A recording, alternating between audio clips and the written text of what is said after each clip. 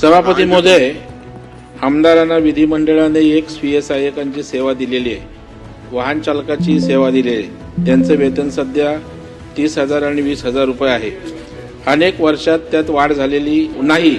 यामध्ये वाढ करावी अशा प्रकारची त्यांची मागणी आहे. सर्व सदस्यांनी या मागणीला समर्थन सुद्धा दिलेलं आहे. हा मानधनवाढीचा प्रस्ताव गेल्या मार्च पासून सभापती महोदय प्रलंबित आहे.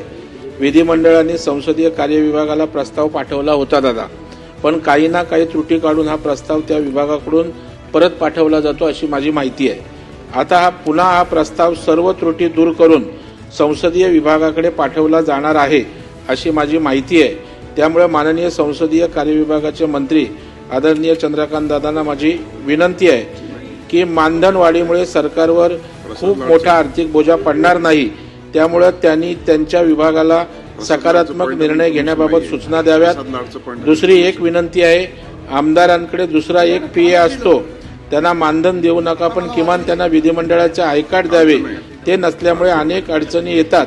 ही सुद्धा मागणी मान्य करावी आणि 30,000वरून 40,000 आणि वाहन चालकांचं 20,000वरून 30,000 रुपये करण्याबाबत निर्णय लवकरात लवकर घ्यावा अशी अपेक्षा आहे. सभापती महोदय, तशा प्रकारचे निर्देश आपण संसदीय कार्य विभागाला द्यावेत अशी माझी आपल्याला विनंती आहे.